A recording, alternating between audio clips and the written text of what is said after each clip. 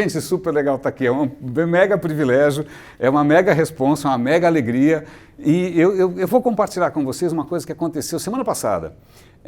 Eu trabalho na BRQ, que é uma empresa de tecnologia, vocês viram passar aí, e a gente tem um espaço mais ou menos como esse, menorzinho, que a gente traz gente de fora para conversar.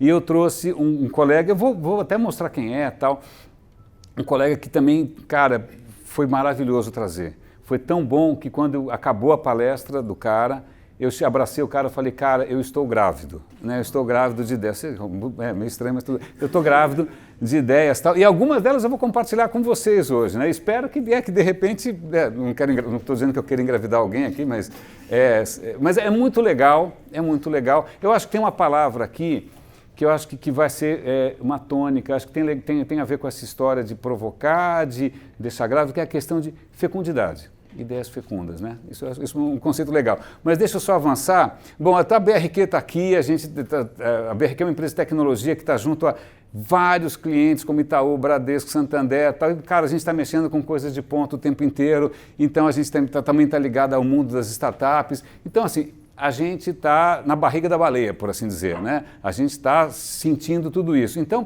quando eu falo também de tecnologia, não é que eu estou no sofá assistindo TED, é porque a gente está tomando tiro, então isso dá uma outra perspectiva, certo? Então não é que a gente está vendendo fumaça, porque a gente tem que entregar. Mas antes de mais nada, eu vou testar a atenção de vocês, tá bom? Eu quero ver se está todo mundo prestando atenção, tomaram café, etc e tal, e para ver se está todo mundo atento, eu vou mostrar aqui um vídeo que deveria, cara, ser matéria obrigatória nas escolas. Posso começar? A história é a seguinte. É um jogo de basquete. Basquete é um jogo muito dinâmico, muito rápido, não é tipo, sei lá, golfe, ou sei lá, não sei. É muito dinâmico, né? E aí vocês vão ter que contar quantos passes de bola vão acontecer, mas só do time branco, certo? Só time branco, passes de bola, vocês vão ter que contar. Eu vou tentar ajudar um pouco, vamos ver se eu consigo soltar para vocês. Ó, vamos lá, time de branco, tá bom? Posso soltar? Vamos lá. Tá, tá, tá, tá, tá, tá, tá, tá, tá, tá, tá, tá. Quantos? Quem viu o mico preto? Quem viu? Ok, vamos voltar aqui. Vamos voltar aqui. Observe, é o mesmo vídeo. Eu não sei se vocês lembram, mas tinha uma época que o vídeo voltava assim. É o mesmo vídeo. Observem. 3, 2, 1, o mico preto. E 90% das pessoas não vê o cara pagando uma de Michael Jackson. Ele faz moonwalking na frente de todo mundo e 90 pessoas, na boa. Eu acho que eu vi porque eu não entendo nada de esporte, eu acho chato, não tinha para onde olhar, aí eu vi. Né? Mas essa era uma campanha para a gente prestar atenção em ciclistas. Eu gosto de passar isso pelo seguinte... É para mim uma lição de humildade, tá? Porque a gente vai cada vez mais se especializando, eu domino, eu mando, eu sou fodão, eu sou isso, eu sou aquilo, né? Eu estou super ligado. Cara, quanto mais ligado a gente está, mais a gente come bola, tá? E a questão é, que bola que a gente está comendo? O que a gente está deixando passar? Quem está pagando de Michael Jackson atrás da gente? Eu tenho inúmeros exemplos. Eu trabalhava no Yahoo quando apareceu um mico preto chamado Google. Eu trabalhava na Microsoft quando apareceu um mico preto chamado iPhone. Qual é o mico preto? Sei lá, eu trabalhei já em jornal, aí apareceu o Facebook. Cara, quando você menos espera, aparece uma coisa que você... Cara, eu não vi isso. Né? Eu tenho uma tese que eu vou dizer mais para frente, que a culpa é do Excel, mas tudo bem, depois a gente vê essa história. Então, eu resolvi fazer uma selfie hoje de manhã, né, para mostrar, eu achei que eu estava bem nessa foto. Não, isso não é um camaleão, não é, isso é um lagarto, eu não sou um camaleão. Eu já tentei, mas eu não consigo. Quando eu acho que eu sinto invisível no ambiente, alguém vai falar que eu sou esquisito, então eu já me conformei. Mas esse cara que é a cara do meu avô, eu resolvi colocar aí, porque eu acho que eu faço parte de uma geração de dinossauros. Faz muito tempo que eu estou nessa área, faz 20 e poucos anos, faz 23 anos. Eu lembro que eu comecei, aliás, tem uma história engraçada, não sei se acontece para o Paulo, um dos primeiros empregos que eu consegui na internet, eu era webmaster numa agência chamada Almap, BBDO, gigante, o dono era o Marcelo Serpa, eu cuidava do site, né, era um site feito à mão, tal, aquela coisa toda. E aí eu sei que um belo dia o Marcelo perguntou para mim, e aí, como é que está indo o site? Cara, eu fiz um relatório com tempo médio de visitação, page view, click-through. cara, fiz ali um repórter que vocês fariam, certo? Aí ele responde, na época ele não tinha e-mail, ninguém tinha e-mail, eu imprimi, deixei na mesa dele, ele devolveu para mim rabiscado em vermelho. 1, não sou um contador. 2, como é que faz dinheiro com essa merda?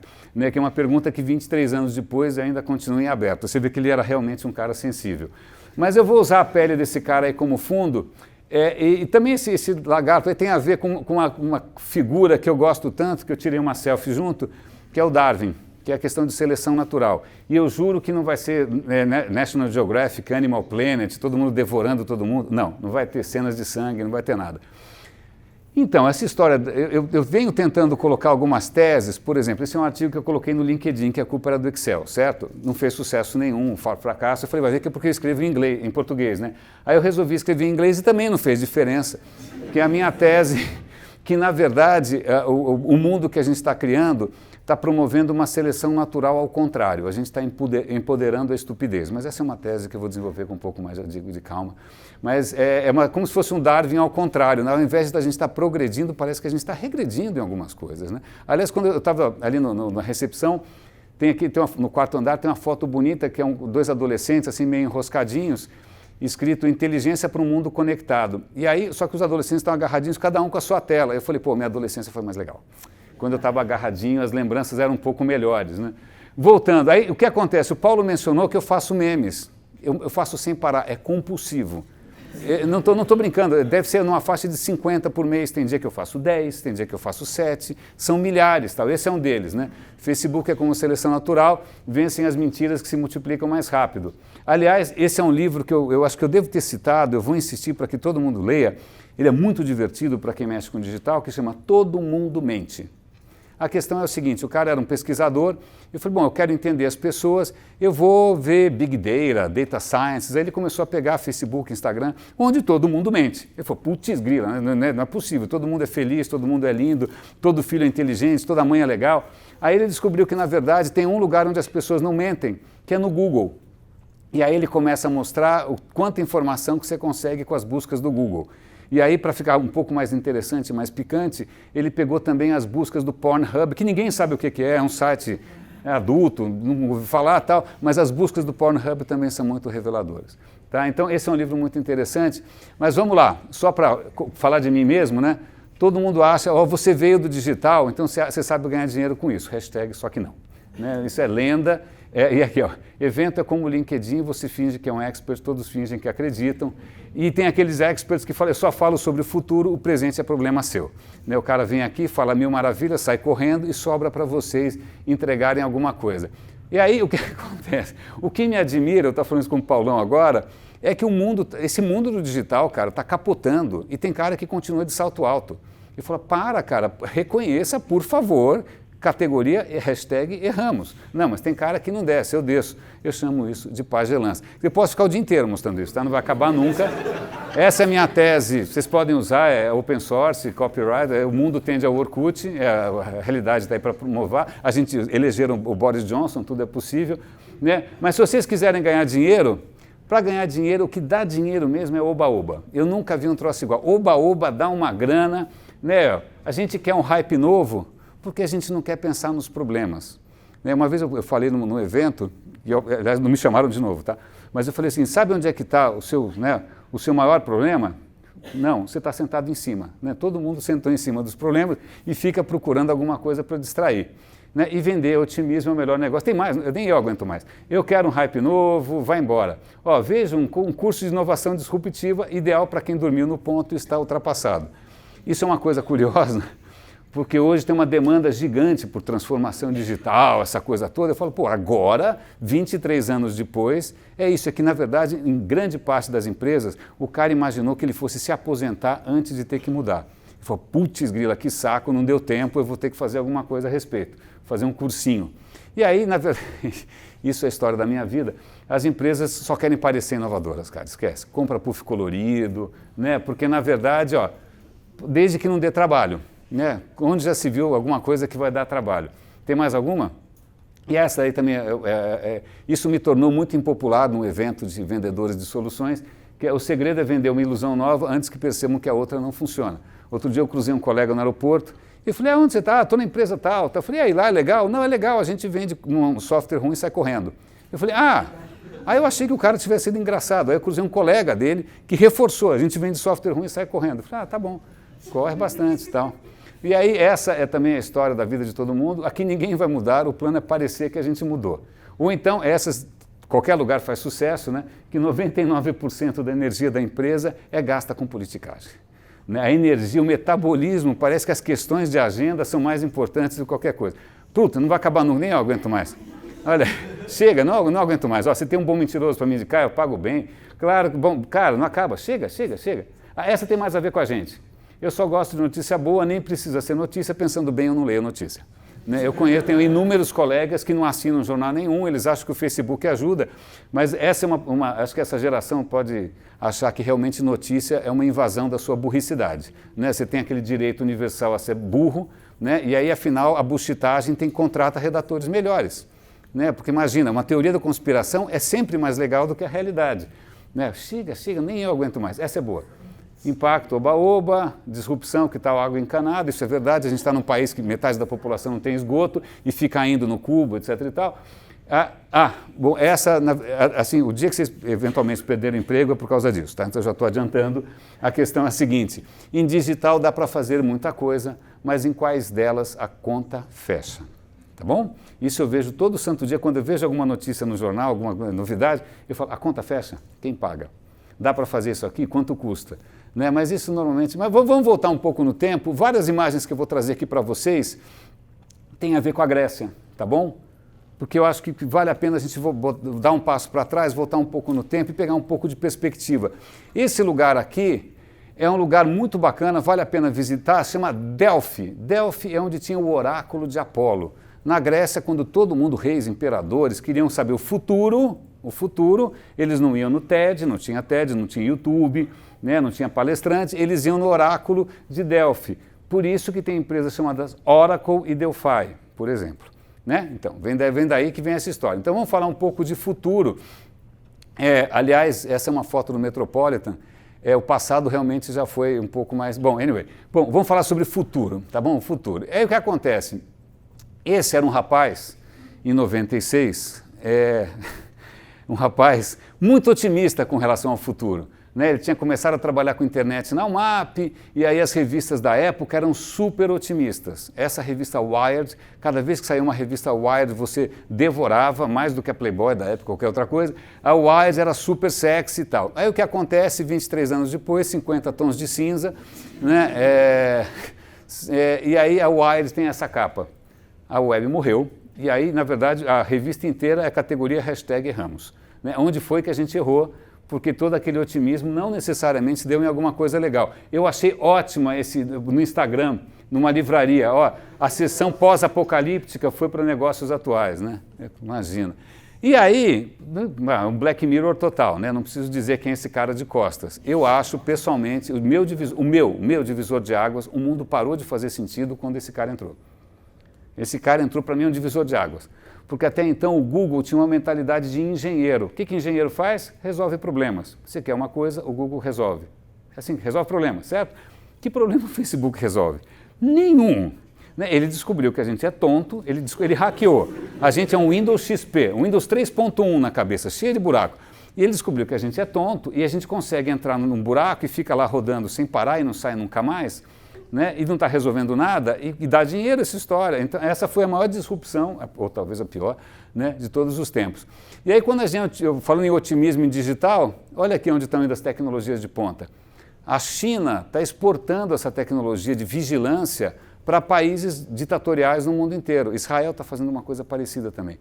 Esses países como Cazaquistão, Uzbequistão, sei lá o quê, ficam comprando essa tecnologia de vigilância dessas empresas que... Aliás, se a gente der uma olhada em notícias recentes, é que acho que vocês não conseguem ler daí, oficiais chineses instalam aplicativo de espionagem em turistas, o Google está rastreando informação com o Google Maps, a Rússia quer se isolar da internet, cara, os motoristas do Uber estão fazendo greve. Isso daqui eu achei genial, é um cara que tem um caminhãozinho de sorvete, e se você fala, olha, me dá a casquinha que eu faço uma selfie e posto no Instagram, ele cobra mais caro. Então, se você for um influenciador, ele está com um saco tão cheio de influenciador que ele cobra o dobro. Eu achei ótimo.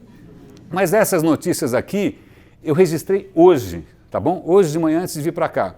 A primeira delas, no Congresso americano, tem um cara tentando fazer uma lei para impedir que o digital seja viciante. Sabe scroll infinito? Ele quer proibir. Vídeo que começa sozinho, ele quer proibir. Gamification, ele quer proibir. Talvez não passe, mas isso é um sinal dos tempos. Quantas cidades americanas estão banindo o reconhecimento facial? Que funciona tão mal. Na Inglaterra, as câmeras, sabe qual é a margem de erro das câmeras da Inglaterra? 81%. Se você jogar uma moeda ou botar um velho gaga, tanto faz, é melhor do que o raio da câmera. Né? Então, aí outra coisa super, né, inspiradora, o Facebook quer criar um aparelho que lê a sua mente. Para quê? Obviamente, para coisas nobres, né? Claro. E aí, cara, é surreal, né? O bom é que tem cada vez menos coisa dentro, então deve ser fácil fazer isso. Isso daqui eu estava comentando com a Mar, a Deloitte é uma consultoria, eles publicaram hoje um artigo dizendo o seguinte: está na hora da gente repensar o ambiente de trabalho, porque a tecnologia que a gente trouxe piorou. Você vai marcar uma reunião, você convida 100 pessoas, porque é fácil convidar. Você passa o dia inteiro em reunião, ou então você passa o dia inteiro conectado, ou então ele fala, cara, a gente está perdendo o convívio com as pessoas. A Deloitte, que vende tecnologia, está falando em tecnologia positiva para o ambiente de trabalho. O que mais? Isso daqui eu achei legal, saiu de ontem para hoje, um artigo na Atlantic dizendo nós precisamos de uma nova ciência do progresso. Defina progresso. O que é progresso? É isso que eu vou bater nesse ponto. O que é progresso? Né? Defina progresso, né? Isso é uma coisa bizarra. E aí tem um termo grego, por isso que eu estou com aquelas fotos da Grécia, que eu acho bastante interessante, que chama hubris. Hubris é um termo que em inglês é usual. Você fala, não, o que o Mark Zuckerberg está acontecendo com o Mark é hubris. Hubris significa quando alguma coisa sobe a cabeça. Quando você fica muito cheio de si, quando você se acha. Quem lembra daquela história do labirinto de Creta, né, que botaram o cara que construiu falou, agora vou colocar aqui para você não fazer outro igual. Trancaram o cara no labirinto, nem ele conseguia sair. Aí ele era um cara engenhoso, o que ele fez? Eu vou pegar penas dos pássaros, vou criar umas asas com cera de abelha e vou sair daqui voando. Legal, começou a construir, o filho falou, tamo junto, vou nessa com você. O que o filho aconteceu? O filho se empolgou, começou a voar cada vez mais alto, chegou perto do sol, caiu e morreu. Então, isso é um exemplo grego quando a coisa sobe a cabeça. Eu acho que nesse mundo de tech, eu sei porque eu venho de uma formação de exatas, é muito fácil subir a cabeça. Meu Excel faz sentido, meu plano faz sentido, minhas métricas estão legais, né? O produto está bom.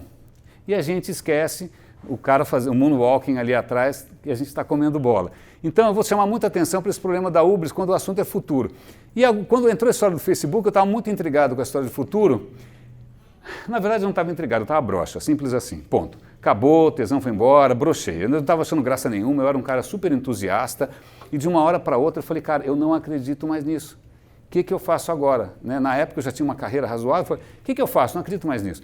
Aí eu fui para esse lugar chamado Singularity University, que olha, se vocês quiserem gastar $15 mil de uma semana à toa, é uma dica sensacional, eu dou a dica para vocês, é ótimo, você pode postar no LinkedIn, os brasileiros adoram, né? Mas, cara, não valeu. Tá? Mas, não vai. Mas o que é engraçado é que eu demorei muito para perceber. Eu insisti, eu cheguei a trabalhar com os caras em vários projetos, eu vou mencionar isso, mas eu comecei a me irritar e me afastei tanto que eu falei, tira meu nome dessa história, eu não quero aparecer mais em lugar nenhum, esquece, morreu, hoje eu sou um hater dessa história. Mas aí não me avisaram que ia tirar foto, eu estava com bad hair day, dia do cabelo ruim, com a roupa errada, né, aquela coisa bonita. E aí do meu lado tem um astronauta, isso é legal, você encontra pessoas bacanas, esse é o cara lá e tal. E meu nome está nesse livrinho que eles fizeram, que foi o segundo livro dos caras, que chama Exponential Transformation. Se alguém conseguir fazer funcionar, eu pago um almoço qualquer dia desse. Tá? Então, categoria... Mas vamos voltar lá para a história da Grécia. Se vocês forem para Atenas, você pode ver várias coisas. Vai no Partenon, faz uma selfie, claro, tal. Mas tem um lugar que você pode ir, que era a antiga Ágora, que é onde nasceu a democracia. Cara, solo sagrado, desculpa, na boa, solo sagrado. Você está vendo as pedras onde Platão pisou, está todo mundo... Cara, que legal essa história, né? Só que nesse lugar aí tinha um cara, exatamente nesse lugar aqui, tinha um velhinho meio barrigudinho, feinho, que você está lá, olha, putz, eu estou com uma ideia genial, eu vou fazer uma app, né? Sei lá, vou fazer uma plataforma, tive uma ideia sensacional. Aí ele ia perguntar, por que ela é genial? Não, porque eu vou melhorar o mundo. Mas para que você vai melhorar o mundo? Não, para tornar as pessoas mais felizes. Mas como é que... Ele ia perguntando. Quem era esse cara? Sócrates. Bom, esse não é um momento muito bom. Esse era um bad day para o Sócrates, porque foi o dia que ele teve que tomar veneno e morrer. Mas tudo bem, ele foi condenado à morte de tanto encher o saco. Então, só para dar uma dica. Mas esse cara, com essas perguntinhas, ele criou o quê? A civilização que a gente chama de ocidental. Filosofia, ciência, que é o seguinte, explica por quê. Você consegue explicar em termos racionais qual é o fundamento da sua ideia? Porque se você era um rei, cara, qualquer ideia de louco que você tiver, a cueca agora é por fora, a meia é por fora do sapato, está valendo, porque você é rei. Democracia, você vai ter que se justificar. Então, assim começou essa história. E aí vem aquela pergunta que acho que todo mundo aqui quer fazer o bem, certo? A questão defina bom. Como é que a gente define que uma coisa é boa? Uma inovação é boa, uma disrupção é boa, uma tecnologia é boa. Como é que a gente define? E aí eu gosto dessa isso daqui é um quadro no Vaticano e 2 personagens aqui, vou até aproximar. Um cara apontando para cima e outro apontando para baixo. Quem está apontando para cima é Platão, porque Platão acreditava que esse mundo, esquece esse mundo, é zoado. O mundo é zoado, a gente fica velho, cai tudo, as coisas estragam, o iogurte fica azedo. Esse mundo é um mundo transitório, é um mundo da decadência, né? A gente tem que prestar atenção no mundo ideal. E na cabeça do Platão existe um mundo ideal, onde existem soluções eternas, universais, a beleza universal, o quadrado, o círculo, o triângulo. Esse é um mundo platônico. E também aqueles romances que não dão em nada. Né? Romance platônico não recomendo. Né? Mas aí o que acontece? O Aristóteles é outro filósofo que ele fala muita calma nessa hora, eu acho esse mundo legal, vale a pena a gente prestar atenção e tentar entender como essa zona funciona. Tanto que ele foi um biólogo, um dos primeiros biólogos, ele foi um cientista político, né? Ele é um dos pais da ciência. Claro que Platão é importante, mas de novo, um cara apontando para cima e um cara apontando para baixo. A gente vai chegar em alguma coisa aqui. O que acontece? Eu falei da Singularity, não falei? Eu cheguei a participar de um projeto com eles e a gente fez uns projetos com empresa, mas empresa, whatever, né? Sei lá, o cara pagou, se ele ficou feliz, está ótimo, né?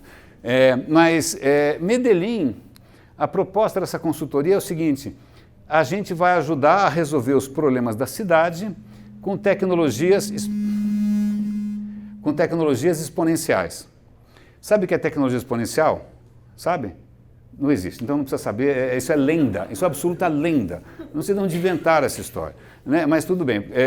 Até vou dar um exemplo, porque tecnologia exponencial, o pressuposto é que algumas tecnologias crescem sozinhas, você fica sentado, não precisa fazer nada, o que todo mundo adora, não fazer nada, você só olha, né? O próximo iPhone vai ser exponencialmente melhor e mais caro, né? Então, mas o que acontece é o seguinte, para mim, eu já vou fazer um spoiler aqui, não sei se vocês lembram do Google Glass. Quem lembra do Google Glass? Era um óculos do Google que tinha uma câmera aqui. Sabe por que ninguém lembra? Deu ruim, hashtag deu ruim. Na época era a tecnologia mais impressionante, foi o demo mais impressionante que eu vi, os caras pulavam de paraquedas, era uma zona. Mas a questão é a seguinte, quem sai na balada com uma câmera na cara? Não pega ninguém. Só é capaz de pensar disso um nerd maluco, isolado lá, trancado debaixo, comendo pizza.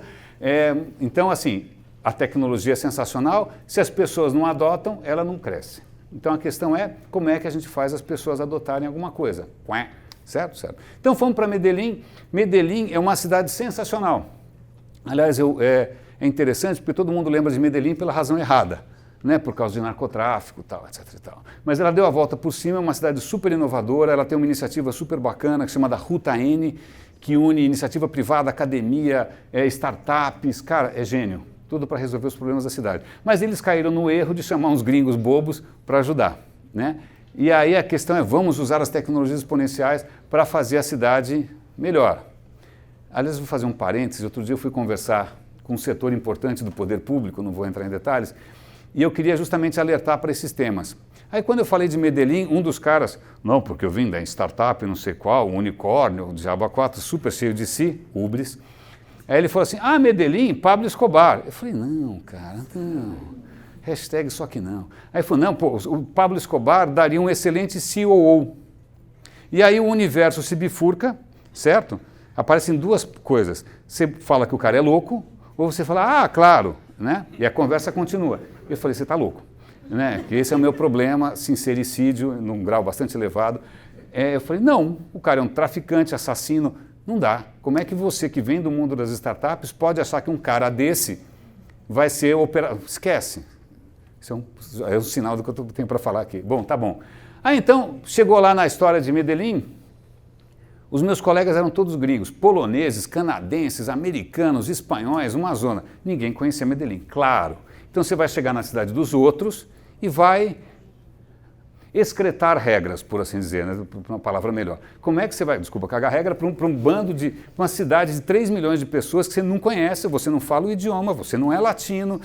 E aí a minha pergunta foi para os caras, falei, desculpa, na boa, essas propostas de vocês, defina bom, por que ela é boa para Medellín? Baseado em quê? E as propostas eram assim, nós vamos eliminar a poluição de Medellín com drones soprando a fumaça para longe. Ou nós vamos fazer mudanças genéticas nas plantas de Medellín para que elas absorvam a poluição. Ou então, não estou brincando, isso é tudo verdade. Nós vamos, as propostas eram delirantes, nós vamos coletar o DNA de todos os habitantes de Medellín e colocar numa inteligência artificial que vai fazer um modelo preditivo das doenças, porque aí você vai poder alimentar uma rede conectada de saúde. Eu falei, para, onde vocês estão? Dubai? Né? Assim, tem a segunda lei da termodinâmica, mas deixa para lá, isso não vem ao caso. Mas eu comecei a brigar com os caras, e aí a minha questão era o seguinte, isso também, eu falei, gente, a gente tem que levar em consideração impacto. Quando assim, impacto numa empresa, o dono faz o que bem entende. Mas quando você está falando de coisa pública, hello, são pessoas, são cidadãos. Né? E é super diferente. Por onde você começa a inovação? Pela perifa, pelo centro? Você faz ciclovia só na Faria Lima e não na perifa? Por onde você começa o impacto? Né? E aí começou a minha treta com os caras, porque como é que se define impacto?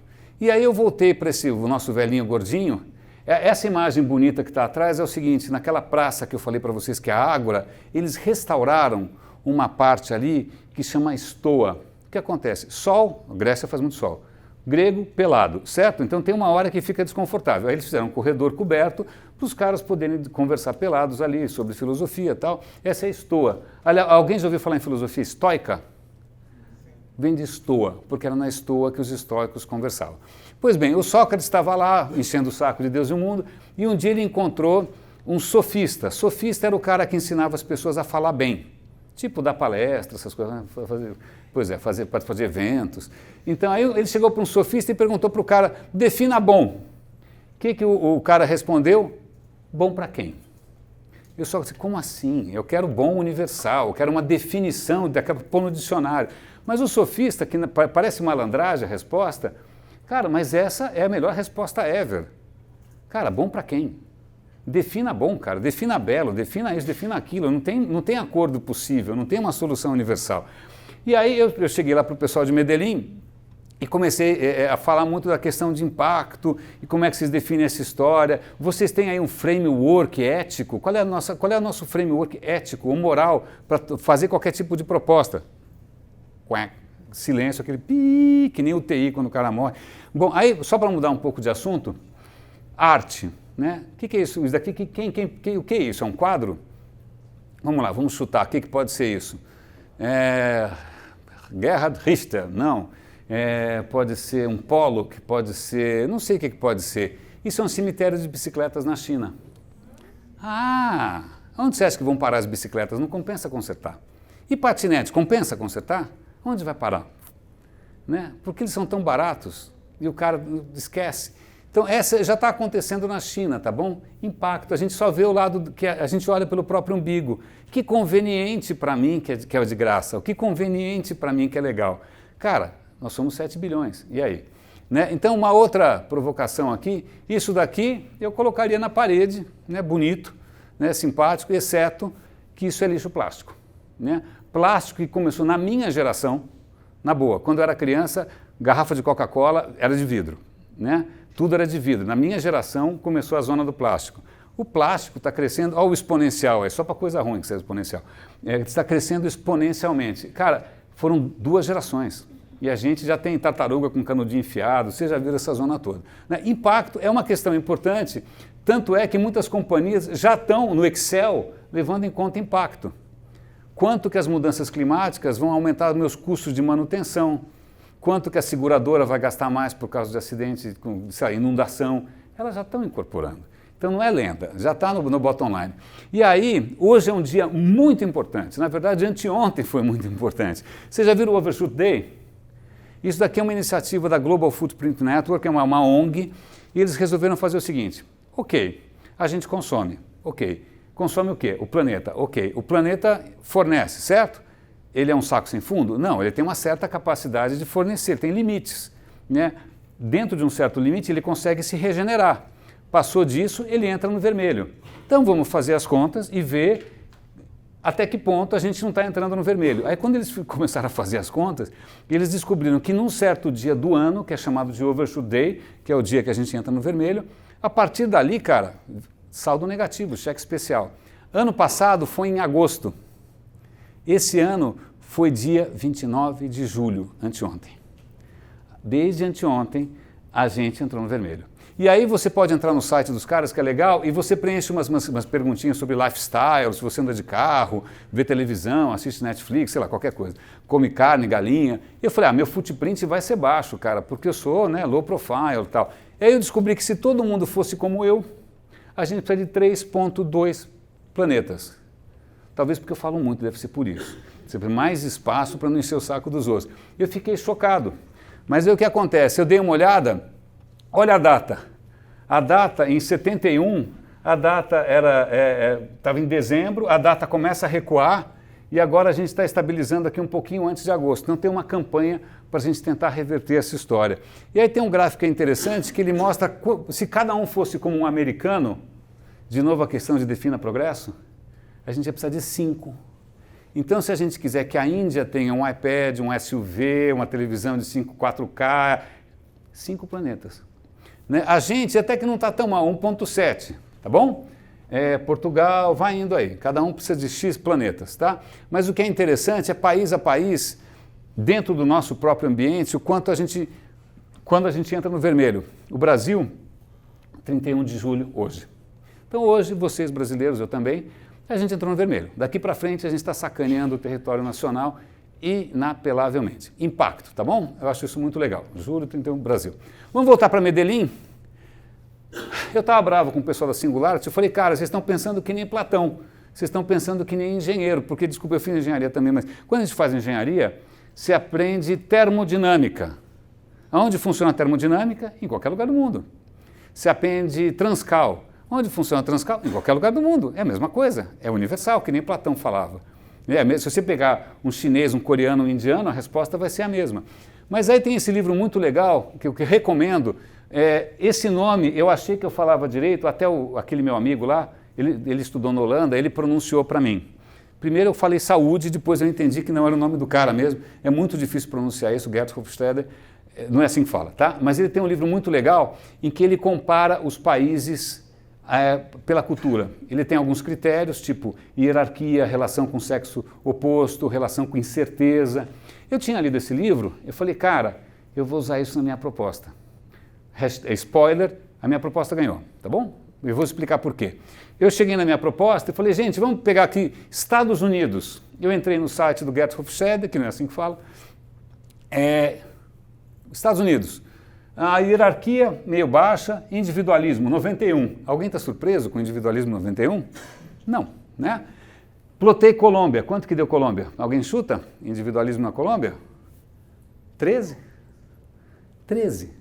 A cultura colombiana é muito mais de social, família, pertencimento, comunidade, bairro, pertencimento. Ou seja, se eu viesse como um gringo arrogante, cheio de ubres, e fosse impor a minha mentalidade de gringa, não ia decolar, cara. Não decola. Ou então vai trazer à tona o pior dos colombianos. Não vai fazer eles felizes. Porque o que faz os colombianos felizes está aqui, ó, social. Tá? Então eu fiz uma proposta de melhoria de saúde, que era a melhoria do comportamento das pessoas, as pessoas ajudando umas outras. Se alguém quiser, eu até conto detalhes, tá? Mas eu sei que acabou ganhando da proposta que tinha o Watson usando o DNA de 3 milhões de pessoas e blá, blá, blá, que besteira. A gente está muito acostumado, toda vez alguém usa esse triângulo, porque é muito fácil desenhar triângulo no PowerPoint, vocês já tentaram, é super fácil. Deve ter um botão que você aperta e sai esse gráfico do Maslow.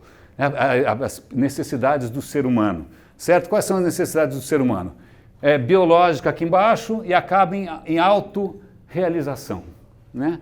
Eu finalmente consegui meu potencial, certo? Não, esqueçam, por favor, hashtags, apaguem isso da memória, isso está errado, porque esse cara, ele estava onde? Sentado no sofá, ele não circulou. Isso não vale para o mundo inteiro, não vale para países latinos, não vale para países asiáticos, cara. Tem gente propondo, eu dou o link aqui, outros diagramas em que conexão é fundamental. Se você estiver desconectado das pessoas, você está mal. Então aquela foto que tem ali, o mundo conectado com 2 adolescentes, cada um na sua tela, não sei se é legal. Então aqui você começa a perceber as pessoas repensando qual é a verdadeira natureza humana. Eu acabei de ler, estou acabando de ler esse livro, falta 1 hora só, que é um livro em que o cara tenta explicar como a sociedade funciona, baseado em quê? Seleção natural, baseado em Darwin. Como é que a criatura humana evoluiu ao longo do tempo e a gente chegou até aqui. E aí vem um conceito que eu acho, cara, sensacional, isso eu não mencionei da primeira vez, que é o seguinte, quando a gente pensa em seleção natural, o que você pensa? Shark Tank, né? Mata-mata, Big Brother, né? Sobrevive o mais forte. Hashtag, então não aguento mais falar hashtag. Não, basicamente não. Sabe o que trouxe a gente até aqui? A capacidade de colaborar. A capacidade de cruzar com alguém que você nunca viu mais gordo, nem mais magro também, nada pessoal, mas e você fala, cara, vamos fazer esse negócio junto? E você convence a pessoa e você faz. É essa capacidade que a gente tem de colaboração que está por trás do sucesso da espécie humana, tá? Vamos resgatar isso, tá? Então aquela história do eu, um versus o outro, políticas de bônus, um contra o outro, esquece, cara. Lembra aquele meme? Senão você só tem guerra interna. Como é que a gente faz para resgatar espírito de equipe, colaboração multidisciplinar? Né? Não é à toa que startup funciona com squad ágil, que são justamente grupos multidisciplinares. É isso que funciona, não é mata-mata. Então esse livro está sendo super interessante para mim, e aí a gente sai desse modelo baseado em competição, eu quero ganhar, eu quero vencer, eu sou maior, eu sou foda, desculpa, eu sou muito alguma coisa, sou muito top, e a gente vai para um outro negócio que é o hashtag Tamo Junto. Hashtag Tamo Junto. É isso que a Grécia inventou, democracia, todos iguais, a sua palavra vale, a sua ideia vale, você pode ser prefeito, secretário, tanto faz, estamos juntos, é isso que a gente precisa resgatar de alguma maneira. Por coincidência, tem uma revista que eu assino chamada Nautilus, capítulo 1 desse mês, cooperação, mostrando como, olha aqui, espécies colaborativas, redes sociais e cooperação humana, simbiose e cooperação, é isso, cara. Ou então outra coisa que é muito legal, que é contexto. Assim, a gente é bom ou é ruim? Porque tem, na boa, dependendo do seu partido político, mesmo que você não saiba, tem algumas ideias de base. Por exemplo, tem uma moçada que acha que você nasce tão ruim, tão canalha, tão safado, que a sociedade precisa educar você, porque senão você vai ser um bárbaro. Então, ou você precisa da sociedade, porque senão você vai ser um bárbaro, porque você nasceu um bicho do mato. Hobbes é assim. Quem leu Hobbes é assim. Agora, se você tem um outro cara chamado Rousseau, que fala, não, a gente nasceu todo mundo bonzinho, todo mundo nasce bonzinho, a gente nasce em branco. Quem fez você uma pessoa não tão boazinha assim, foi a sociedade capitalista, ou foi sei lá o quê, foi a propriedade, foi a competição. Então a gente vai eliminar essas coisas da sociedade e as pessoas vão ser anjinhos de novo. Olhem para o século passado, não funcionou, morreram dezenas de milhões de pessoas, tanto no fascismo quanto no comunismo, não adiantou nada, porque os dois estão errados. Na verdade, a gente é capaz dos dois extremos. A gente é capaz de agir de uma maneira agressiva, desconfiada, e a gente é capaz de agir de uma maneira sublime. Depende do contexto. E como é que a gente cria contextos que propiciem ou tragam à tona o melhor de nós, certo? Fica com essa dúvida na cabeça. Vamos lá. Essa é uma história curiosa, não sei se eu comentei da outra vez, Deganawida, eu escrevo porque senão eu esqueço o nome, é meio complicado. Deganawida é um personagem super importante para os índios americanos. Esquece Grécia, vamos para os índios americanos. O que os índios americanos faziam o dia inteiro? Se matavam. Uma tribo contra outra, guerra o dia inteiro, os guerreiros eram os caras mais legais e tal. Aí chegou esse cara, o Deganawida, que é chamado como grande pacificador, falou, vamos pôr ordem nessa zona? Chega. Vamos montar aqui uma república de tribos, acho que eram 7 tribos, vamos respeitar as diferenças, eu vou respeitar os seus rituais, vamos viver em paz, cara. Para com isso, ele é um personagem histórico, pacificador. E aí tem uma história muito legal desse cara, que é a seguinte, lenda, está andando na floresta, aí ele vê uma cabana que ele nunca viu, uma só. Aí ele fala, o que está acontecendo aqui? Ele sobe para olhar pela chaminé. Quando ele sobe, ele assusta, porque embaixo tem um caldeirão fervendo com um pedaço de gente. Ele fala, cara, um canibal. E para esses caras, canibalismo era um troço bárbaro, horroroso. Ao mesmo tempo, o canibal que estava cozinhando, ele bate o olho no reflexo da panela e vê o cara lá em cima. E ele também se assusta. E aí a história acabou. Eu falei, puta, história de índio, daí que vem programa de índio. Né? História de índio não tem, é ruim, não tem final tal. Mas tem uma sabedoria aqui. Na verdade, o cara que era o cara mais elevado, ele olhou para baixo, viu, e falou, cara, eu posso ficar assim, a qualquer momento. E o cara que era o canibal, ele olhou para o cara que era um cara mais bacana e falou, cara, eu posso ficar assim a qualquer momento. Então, olha só, nos índios americanos, essa percepção de que, cara, você pode ir para qualquer extremo. Depende de como você cria um contexto legal. MIT, né, imagina, praticamente o Vaticano da tecnologia, eles fizeram um experimento legal com carro autônomo. Carro autônomo, certo? Certo. Você compra um carro autônomo e sai, ótimo, maravilhoso. Mas ele fala, puta, de repente, vamos supor, esse é um problema clássico, vocês já estão carecas de ver, que é o seguinte, o carro autônomo está dirigindo, aí tem uma hora que ele ou atropela 5 velhinhas ou atropela 3 influencers do Instagram. Que bom que é autônomo, eu ia pensar 2 vezes. Aí, mas o carro tem que tomar uma decisão, certo? Certo. Que decisão que ele toma? Né? Ou ele, sei lá, bom, eu ia ser maldoso.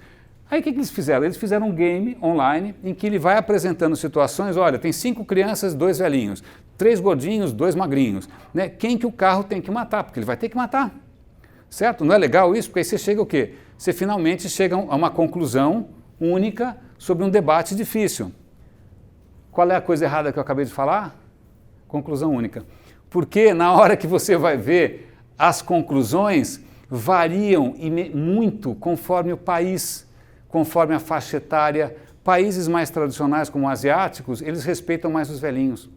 Países mais individualistas, vamos salvar aqui, sei lá, o Elon Musk e atropela 3 losers. Né? Então, assim, a resposta não é universal, cara.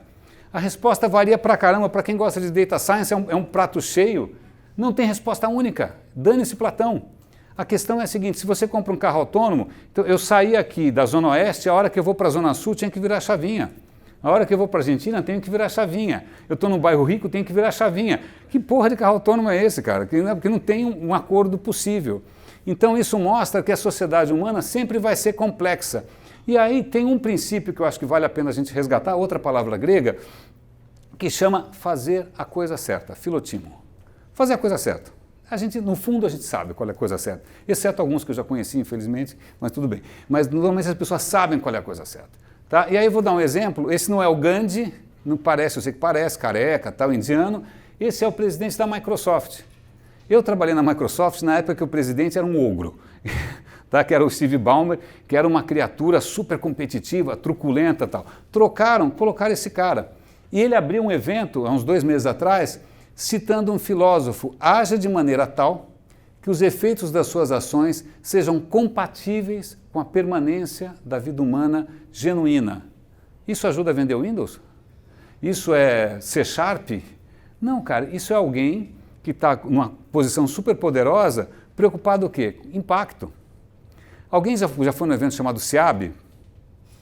Ufa, vocês têm sorte, eu já fui em vários, é chata a beça. É um evento da indústria bancária, tem que pôr gravata, é um mico e tal. Mas qual foi o tema desse ano? Impacto.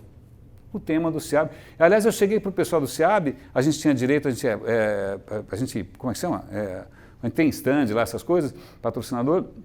E aí eu propus uma palestra sobre impacto, muito parecida com essa. Eles me colocaram na arena central. Fiquei super honrado para falar sobre impacto na SEAB. Então, ó, o mundo está, mesmo no mundo bancário, olha aqui, ó, não é mais hora de pensarmos no que computadores podem fazer, mas sim no que eles devem fazer. Gênio. Microsoft, não é muito legal? Olha o que ele está falando aqui.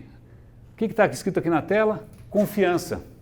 Aliás, confiança é uma questão muito interessante, também tem a ver com a seleção natural. Eu super recomendo esse livro, é livro de aeroporto, dá para ler super rápido.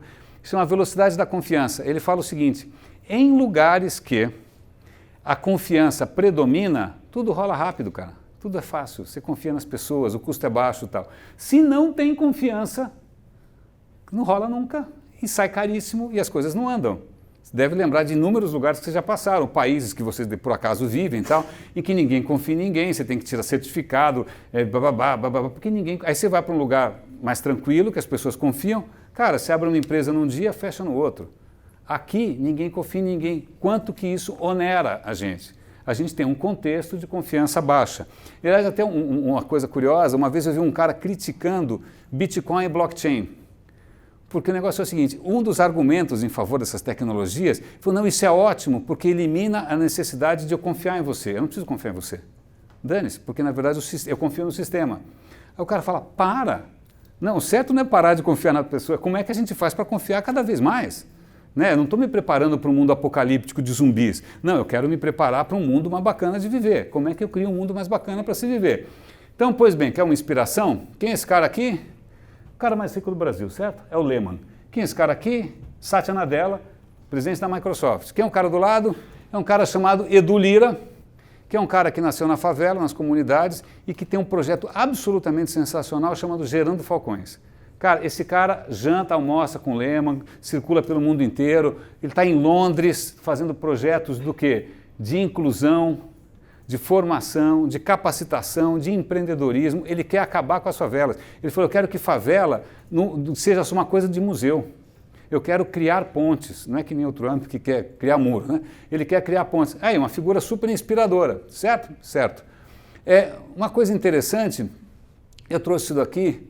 Esse ano Bauhaus está completando 100 anos. Né? Bauhaus foi um movimento modernista muito importante na Alemanha, onde nasceram provavelmente cadeiras assim, um movimento de design, basicamente. Né? E eles tinham alguns princípios, tá? Os caras estão começando a rever os princípios. Mas olha aqui, comunicação, empreendedorismo, cultura. Então a gente está começando a repensar tudo. Está na hora da gente repensar as coisas. Olha que interessante, isso está online. Um kit ético, com questões que você pode aplicar a qualquer projeto para ver se ele é ético. Você não sabe como julgar se alguma coisa é ética ou não? Não é? Baixa o toolkit. Super legal, muito bacana. Eu gostei. Ó. Quais são as zonas de risco? Desigualdade, vício, vieses no algoritmo, estado vigilante, controle dos dados, confiança e assim vai. Muito legal, achei muito inspirador isso daí. Em suma, eu acho que os sinais estão claros, que a gente tem que parar de pensar que as coisas são universais. Que a mesma coisa vale para os Estados Unidos, ou vale aqui, ou vale em São Paulo, ou vale em Salvador. Não, as coisas não são universais, porque o mundo é complexo. E complexo não quer dizer impossível. Porque, na verdade, aí vem de novo a mania do Excel, né? Você fala, cara, eu tenho que colocar tudo no Excel. Mas as coisas mais legais da vida não cabem no Excel. É que nem o mico preto lá. Você põe tudo no Excel, as coisas mais legais, que é talento, alegria, criatividade, realização. Você fica só no Excel, cara, o macaco fica indo para lá e para cá, rindo de você.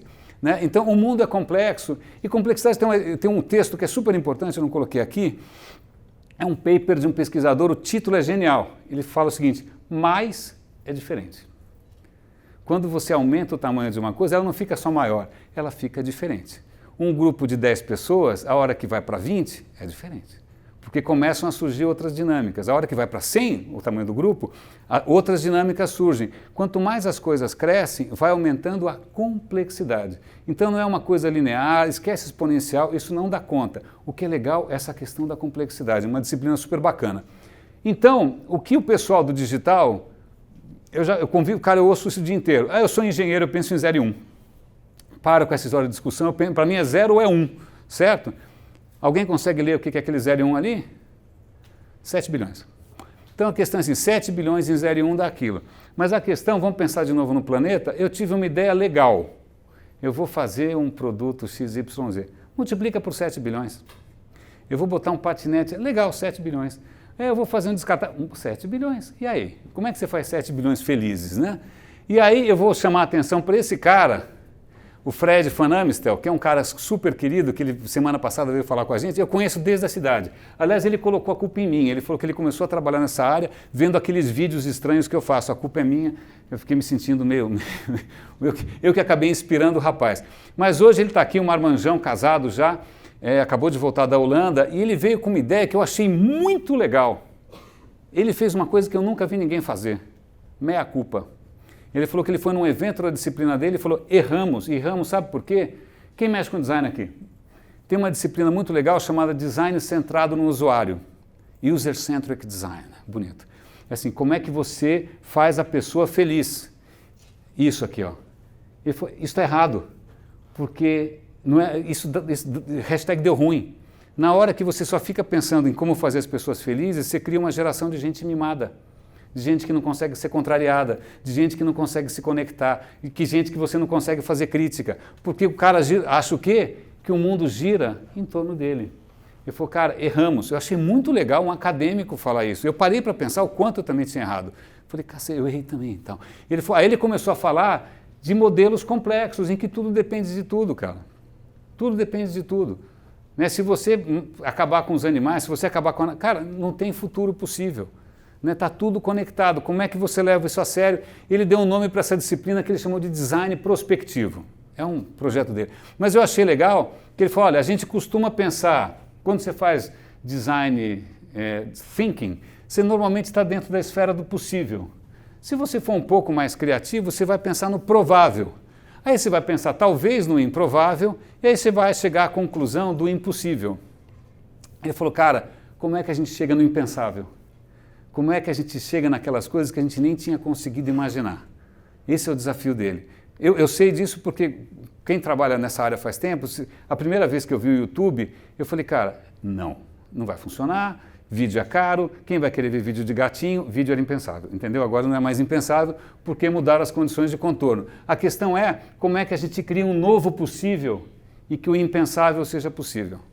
Como é que a gente cria isso? Né? Se tem uma ideia legal, qual é o novo possível que ela... Ou vai ser mais do mesmo?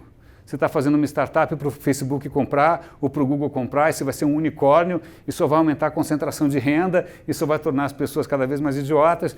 Como é que a gente faz um novo possível? E que novo possível é isso? Aí, isso é uma provocação que eu queria fazer para ele, eu vou passar para ele essa gravação.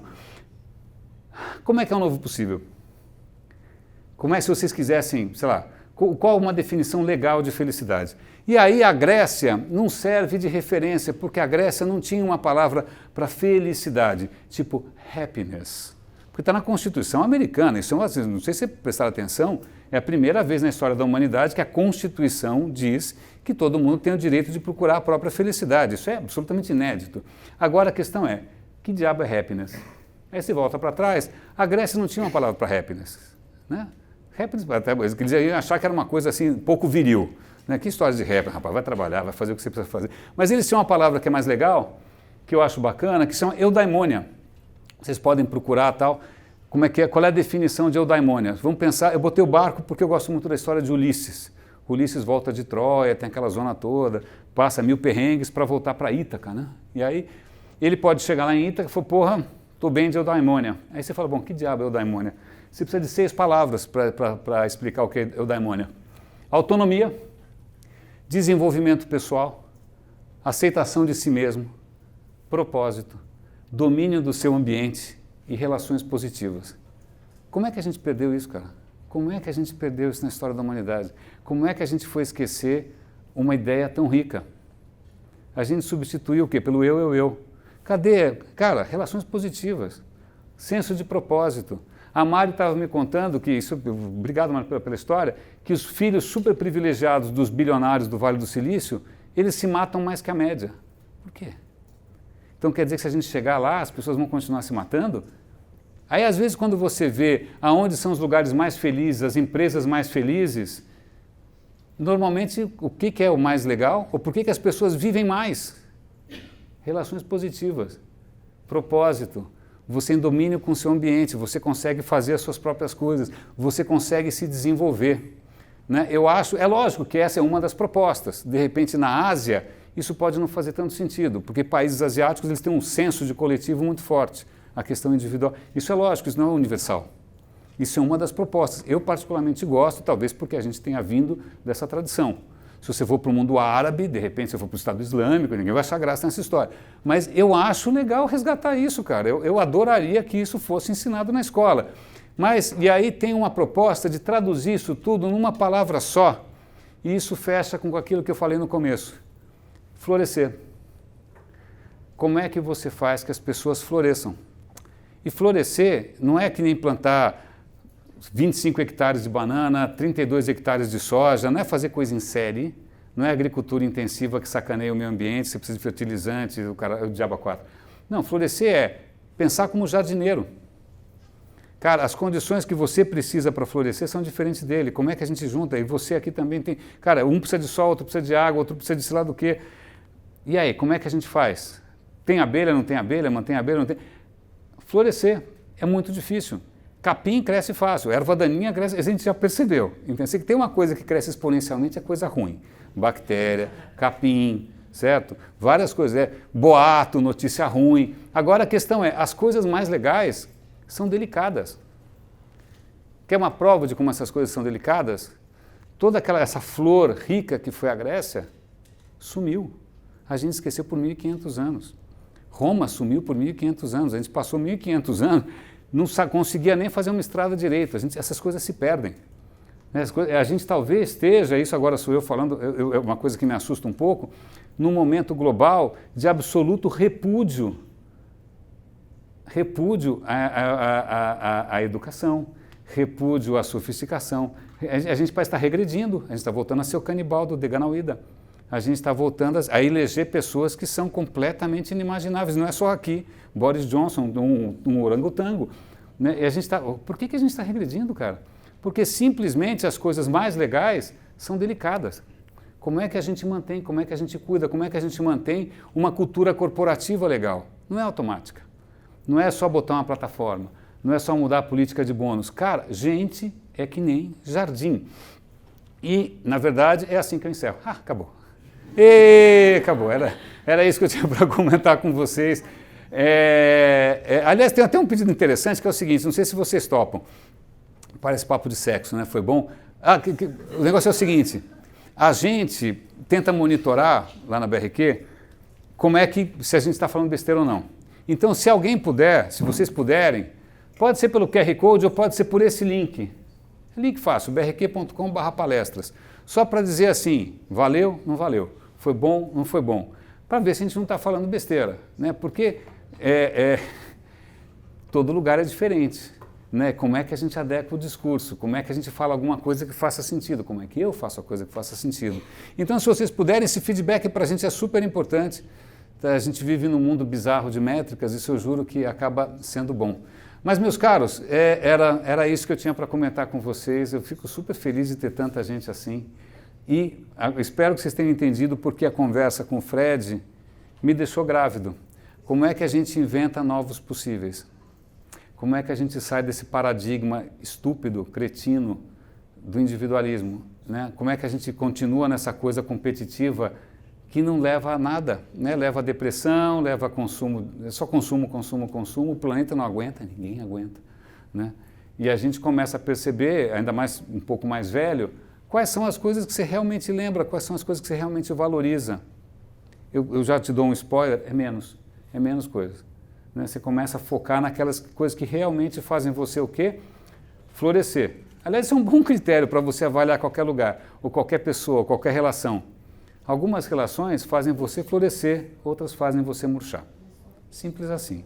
Para pensar, pense em qualquer coisa. Eu estou murchando aqui ou estou florescendo? Como é que eu faço para florescer?